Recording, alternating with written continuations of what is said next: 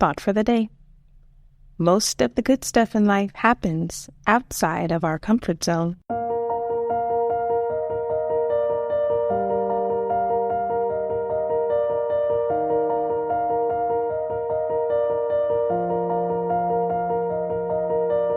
Welcome to 7 Minutes for Yourself. I'm Christina, and I'm so glad you've joined me for what I believe will be 7 of the most enriching minutes of your day. Let's take this time to reconnect with ourselves and improve our well-being. In today's episode of 7 Minutes for Yourself, we discuss avoiding stagnation in our lives by stretching ourselves beyond our comfort zones. Have a listen. This circle right here is where most people are operating. This is our comfort zone. Everyone has one and we like being in it. Usually it looks something like this. Going to school or a job where we do what is required of us to get by, but not necessarily more than that. Getting quick dopamine fixes throughout the day on our phones or other devices. Spending weekends hanging out with the same people we've always socialized with. Holding on to the same beliefs we had for years and failing to consider different opinions. Basically, it means taking the path of least resistance. Life becomes a predictable routine with no real challenges and we find ourselves stagnating. And it's easy to understand why the majority of people stay here for most of their lives.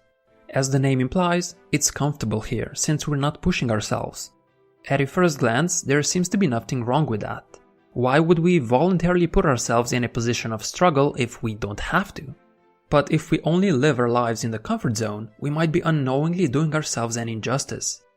You see, while our comfort zone is indeed comfortable, it also has one big downside. People who are stuck here for too long don't just stagnate, but they often regress backwards as well. When you're doing the same things the same way over and over, the comfort zone itself begins to shrink.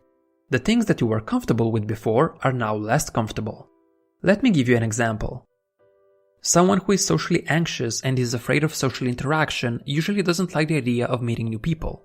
Experiencing that is outside their comfort zone. So instead they prefer to spend their time alone, or if they do socialize, it's with people they already know well.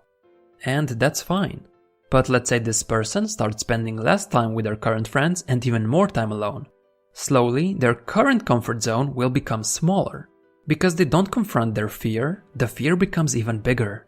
And even the idea of calling up their current friend group might become more difficult. So you can see how paradoxically, giving into current comfort can lead to future discomfort. When a muscle isn't used for a longer period of time, it atrophies and gets smaller because there is no reason for it to stay big. The same happens when we don't challenge ourselves. We become less capable of handling the obstacles that life throws at us. And that is the first reason why I try to do something difficult every day.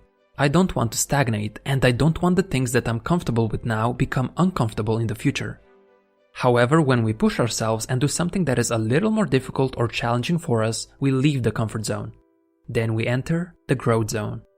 This is where we struggle and we might feel like incompetent fools, but this is exactly where all real progress is made. And you have probably noticed this yourself. When working out at the gym, you don't improve if you simply lift the same weight every time. When learning a new language, you're not advancing if you only practice what you already know. To improve and see progress, you have to leave the comfort zone and increase the challenge. That might mean increasing the weights on your lifts or reading something new and trying to recall that information without help. Yes, it will be uncomfortable, yes, you will struggle, and yes, you will probably feel like an idiot. But doing anything worthwhile requires you to go through this because the things that have the biggest payoff always feel difficult in the moment. There's no improvement without challenge. Remember that. Of course, the comfort zone isn't just one single zone for everything. We have multiple zones. You might be pushing yourself in some of them, stagnating in others, and even deteriorating in some. For example, you could be regressing backwards with your social skills, stagnating with your work, but pushing yourself to the limit at the gym. It's up to each of us to identify which zone needs more work. And it's completely fine to stop progressing in some areas if you're happy with where you are. There's no need to push yourself at everything you do. But if you're not happy with where you are, there are a few ways to go from comfort to growth. You probably already have a certain area in mind where you're kinda stuck and want to improve. There are 3 ways to go about it. The first way is by doing it more consistently. The second way is by doing it more intensely. And lastly, the third way is by doing it for longer periods of time. All three of them will increase the difficulty of whatever you want to improve on. I think they're mostly self-explanatory, but I'll quickly go over them using running as an example. Firstly, doing it more consistently simply means that instead of running 3 days a week, you try to raise it to 4 days. Since you're doing it more often, it becomes more challenging. But this also helps consolidate the behavior and makes it more likely for you to do it in the future as well. Secondly, doing it more intensely means that you do a more potent version of what you usually do. This might mean trying something new, like running sprints or running up a hill. Basically, instead of running at 60% of your capacity, you bump it to 90%. This also adds variety and actually makes the activity more fun because you're not doing the same thing every single time. Thirdly, doing it for longer periods simply means spending more time on it whenever you decide to do it. So if you usually go for a 20-minute run, you now try to do it for 30 minutes instead.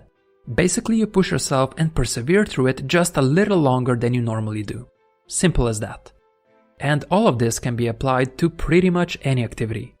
Learning a new language, do it daily, maybe even multiple times a day if possible, increase the time you spend learning by 15 minutes, and use active recall along with spaced repetition to remember more. Trying to improve your social skills? Consistently put yourself into environments where social situations might occur, try saying an extra sentence each time you find yourself in one, and be the one who invites people out. All of those three methods are a good way to move from comfort towards growth, but depending on the area you're working on, some of them are more useful. That concludes today's episode of 7 Minutes for Yourself. Please take a moment to rate and review the show on Apple Podcasts. Today and every day with your kiddo is a gift. Enjoy it. Thanks for tuning in.